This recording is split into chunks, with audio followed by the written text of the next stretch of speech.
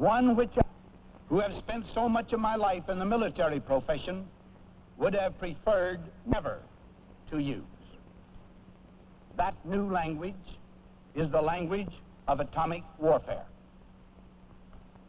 The atomic age has moved forward at such a pace that every citizen of the world should have some comprehension, at least in comparative terms, of the extent of this development, of the utmost significance to every one of us. Clearly, if the peoples of the world are to conduct an intelligent search for peace, they must be armed with the significant facts of today's existence.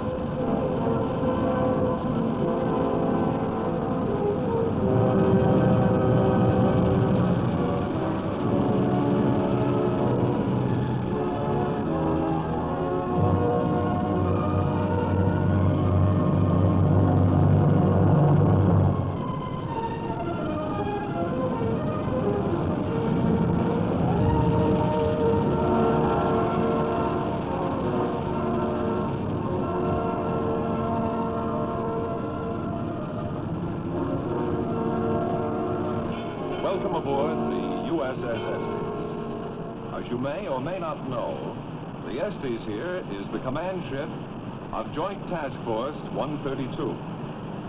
We have minutes to go before the first blast, mic shot, of Operation Island. 59 minutes now, to be exact. We've been here since daybreak. Left Wetak last night during the early morning hours.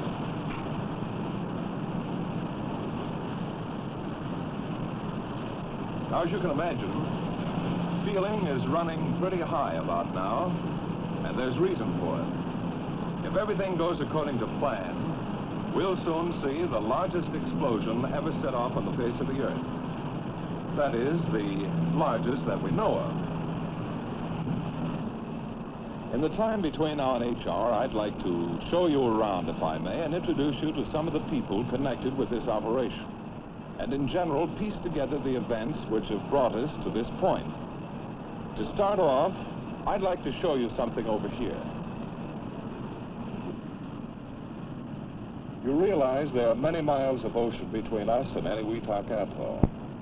To know what's going on back at the atoll, these antennas are receiving televised signals and are giving our men here a second-by-second account of what's happening on Shot Island. The television receivers are in here, in the control room.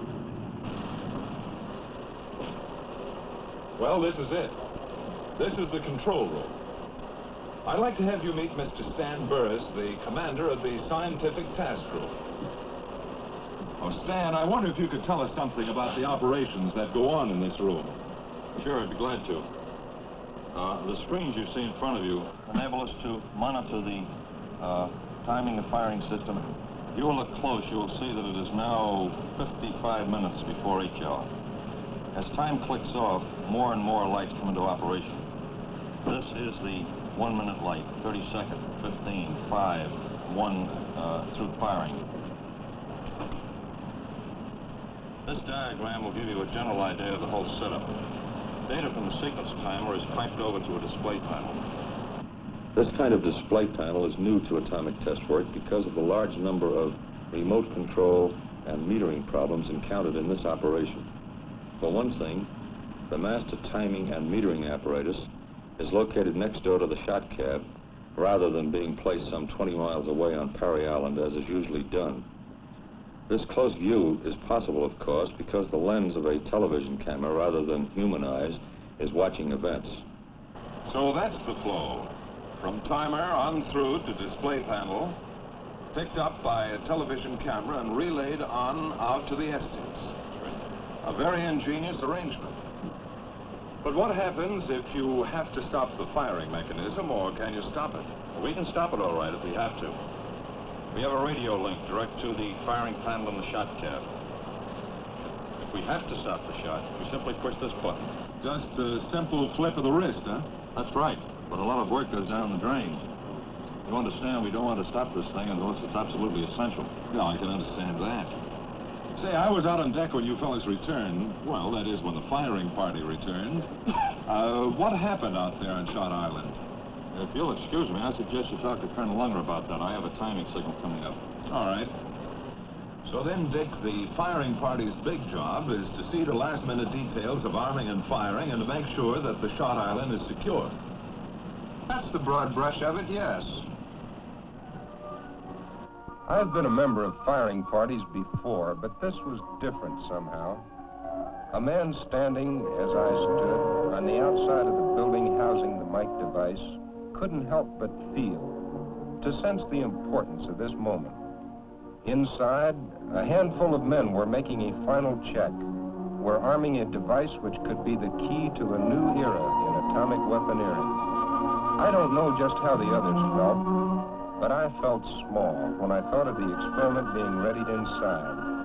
This one test could take us out of the realm of kilotons into the fantastic world of megatons. And then, at H-6 hours, the job was finished. The mic device was on its own and ready. We made the run from Shot Island down to the anchorage of the Estes off Parry in a fast crash boat. Soon after, the Estes made way through the deep entrance between Parry and Japtan Islands, out to a point 10 miles southeast of Parry, the rendezvous area of the task force ships. We finished our job at the cab, came over this side, and here we are. Not long ago at Los Alamos, I was talking to Dr. Alvin C. Graves, head of the test division there. He's on board now in Flag Plot as the scientific deputy to the task force commander. He's one of the men who can tell us about the thinking behind this operation. The Shot Island is about over in there? That's right. It's generally north and west of us. For the past half hour, the ship has been headed directly toward the Shot Island and will continue to do so until shot time. You know, there's one thing I can't quite put together. That's this business of success or failure. I've heard there's a 50% chance of its failing. Now, this low margin of success wasn't true on the other shots, was it? No, it wasn't. Let me try out the Admiral's chair. Sure.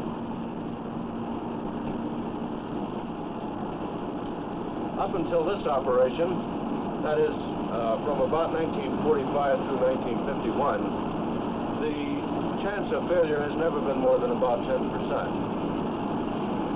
In Crossroads, Sandstone, and Greenhouse, we had great confidence in the operation succeeding. We recognized a change in philosophy, however, when Dr. Bradbury spoke to a group of us in Los Alamos. Gentlemen, up to now, the laboratory has had sufficient time to compile information and revise weapon design before a field test of a weapon. As of now, the situation has changed. We must take risks. Calculated risks, it is true, but risks nevertheless. According to the presidential directive, we must ascertain if a hydrogen bomb is feasible and do this in the highest possible speed. Here is what I think we must do. We must set up a special staff under Dr. Marshall Holloway, reporting directly to my office. He will receive from the theoretical division the theoretical designs of such a system, have them fabricated and shipped to Eniwetok. There, they'll be taken by Dr. Graves and J Division and tested. It must be recognized that we're taking great chances, a great gamble, but a gamble, while there's a possibility of failure, Nevertheless, there is a possibility of great gains. Eniwetok will become our theoretical laboratory rather than a proving ground. And that's the way it is today. We're taking a gamble. I see that now. But then the uneasy state of the world puts everything on a gambling basis, I guess. Yes, but not as much of a gamble as you might think. Take that man over there. He and his company have put a great deal of thought into the engineering and design of Mike. Well, see you later. So long, Doctor, and thanks a lot. Well, so far, we've pieced together quite a bit of this operation. I don't believe you've ever had a good look at our key test islands. The test islands for Mike are located at the top, or the northern sector, of Eniwetok Atoll, some 25 miles from Perry and Eniwetok, the two base islands of this atoll proving grounds. There are three main islands making up the test site. These are Alujilab, Teeter, and Bogan. In the early months, Alujilab was just another small, naked island of the atoll. But by midsummer, it began to look like the thing it was selected for, a shot island. Actually, the cab, so called because it houses the weapon, is not a cab at all, but a building set flush to the ground. It has all the earmarks of a common workshed, but in reality is a laboratory building set on a Pacific atoll. This, as you have probably gathered, is joint operations. All atomic test operations in the Pacific so far have been run under a joint task force kind of setup. Operation Ivy is using the same organizational structure as Greenhouse. 4 task groups: scientific, Army, Navy, and Air Force. Members of these groups are here now, sifting and coordinating the many details of this joint operation and passing key information topsides to the command level. The Army is... Broadway 2, 4 Cape Cod has radar contact skunk.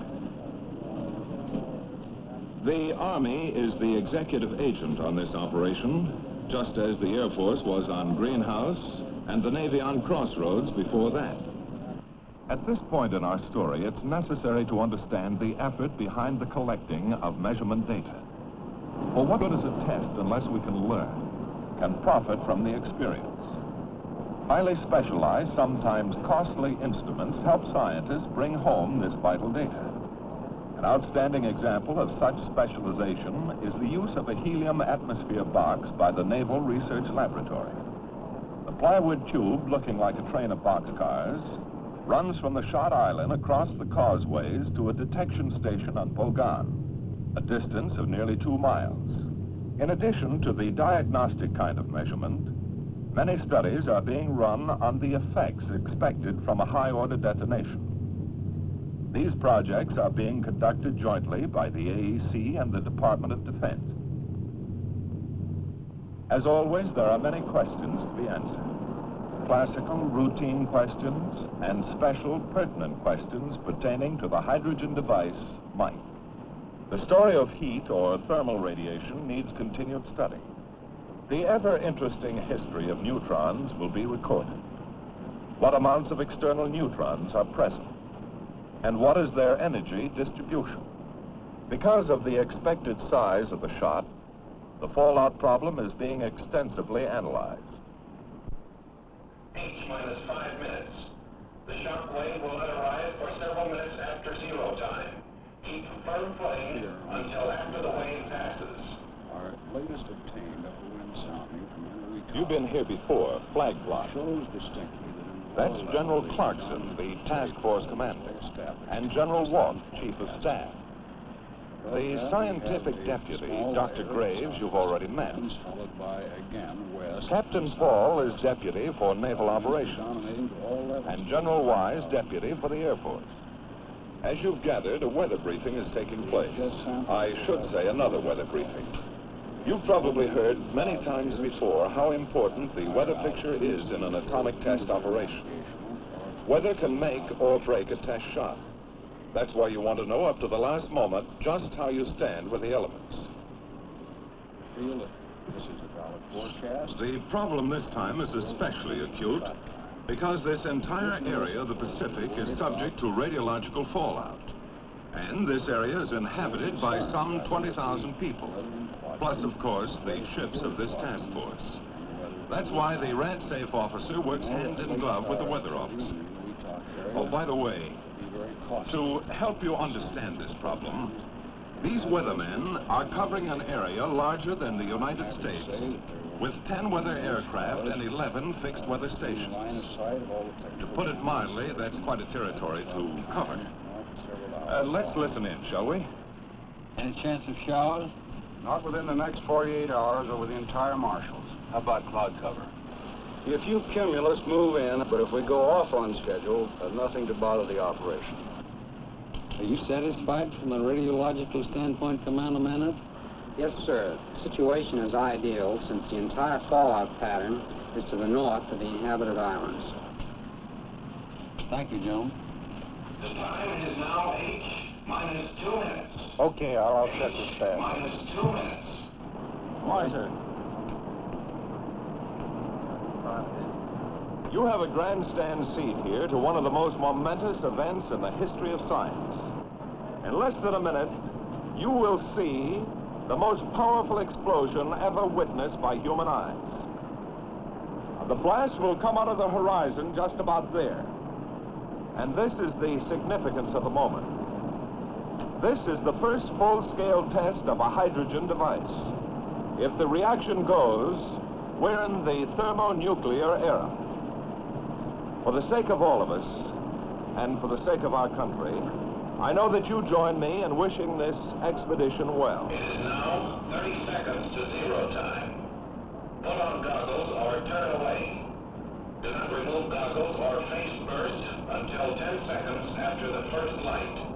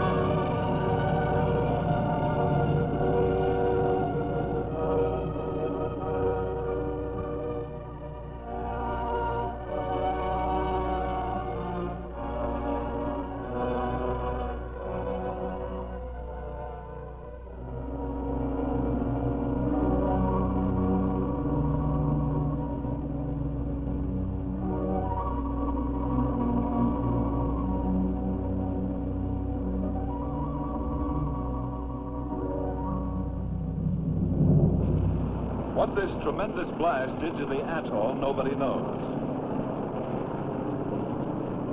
Re-entry parties are leaving the Rendova now by helicopter.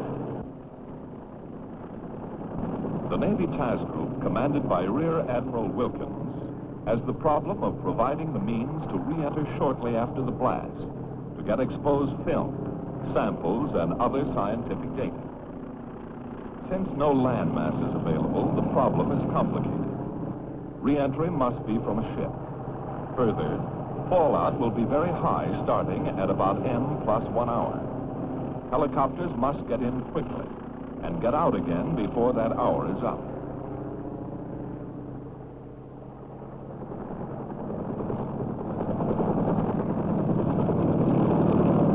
One survey group is leaving here from the Estes. I can't go along, but you can, and see for yourselves through the eyes of the camera what has happened back on the atoll.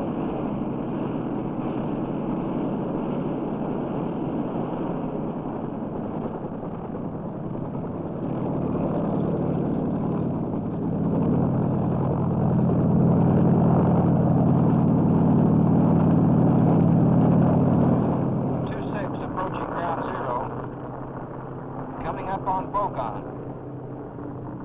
The detection station on Bogon appears to be in good shape. No visible sign of plywood tube. All test islands seem to be swept clean. Ujilab is completely gone. Nothing there but water and what appears to be a deep crater.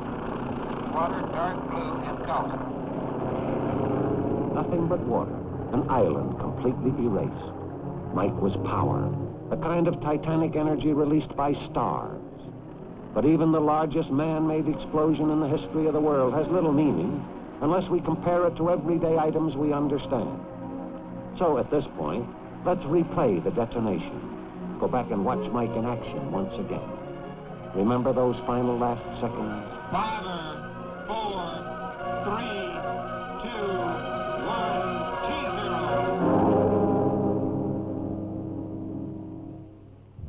This is the largest fireball ever produced. At its maximum, it measures about 3 1/4 miles in diameter. Compared to the skyline of New York, this means that with the Empire State Building as 0 point, the Mike fireball would extend downtown to Washington Square and uptown to Central Park. In other words, the fireball alone would engulf about 1/4 of the island of Manhattan.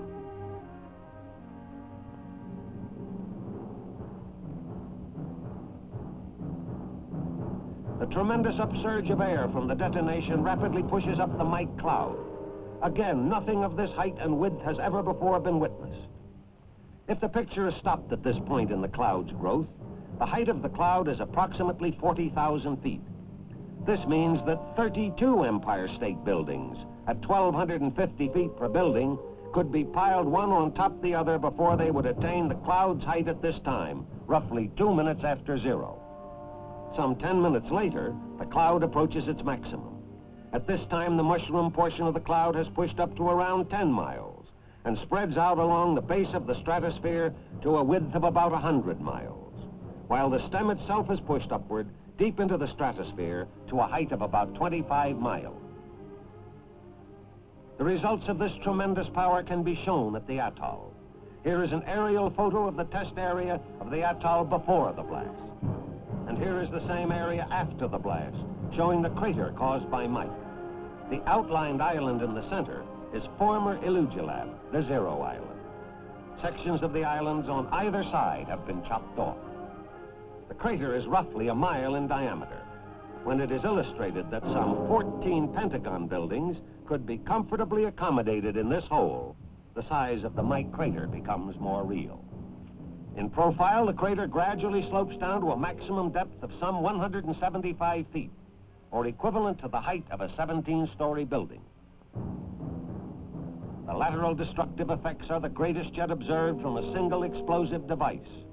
Without getting into the areas of target evaluation or secondary effects, it can be safely assumed that there was complete annihilation within a radius of 3 miles, or out to and including all of Engebi, that there was severe to moderate damage out to 7 miles or down to Ruggiero, and that light damage extended as far as 10 miles or down to Runnet. Relating this area of damage to a city like Washington, D.C. would present a picture something like this. With the capital as 0 point, there would be complete annihilation west to Arlington Cemetery, east to the Anacostia River, north to the Soldiers' Home, and south to Bowling Field. Complete annihilation, and that is mentioning merely the primary damage.